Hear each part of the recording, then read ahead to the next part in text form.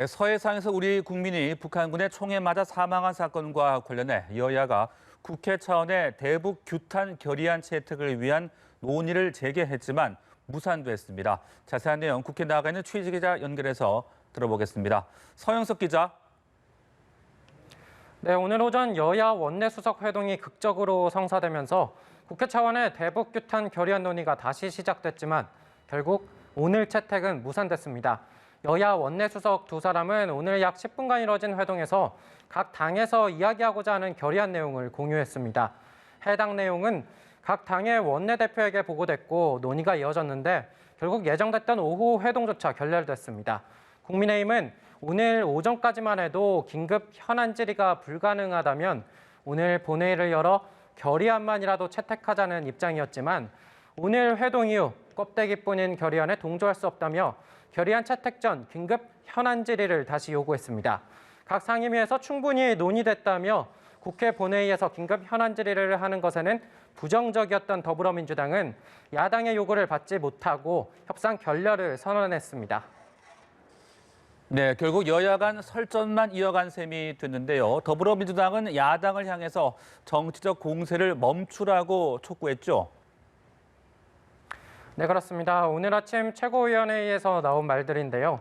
민주당 이낙연 대표는 보수 야당은 월북 등의 핵심적 사실을 가리기도 전에 낡은 정치 공세와 선동적 장외투쟁부터 시작했다며 군사 대응과 같은 위험하고 무책임한 주장도 서슴지 않았다고 비판했습니다.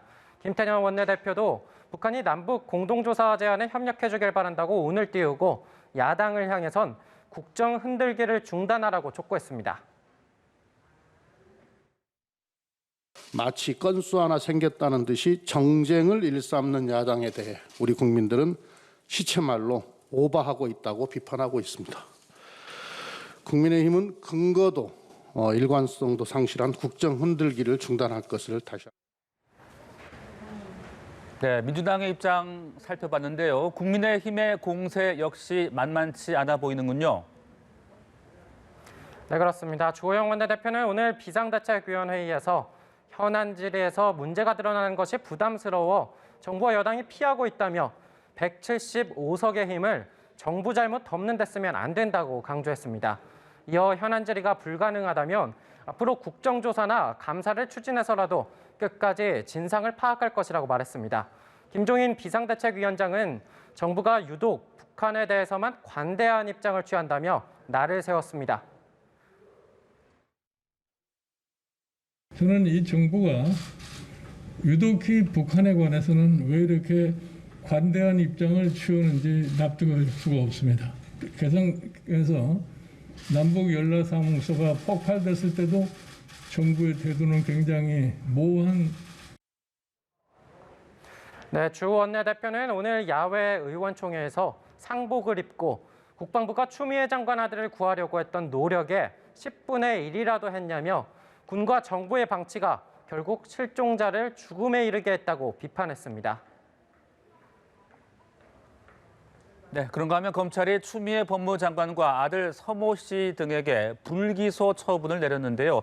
이에 대한 여야의 반응은 어떻게 나왔습니까? 네, 국민의힘은 이제 남은 건 특검뿐이라고 즉각 반발했습니다. 김은혜 대변인은 정권 눈치 보기 불기소로 진실을 가릴 수 없다고 평했는데요.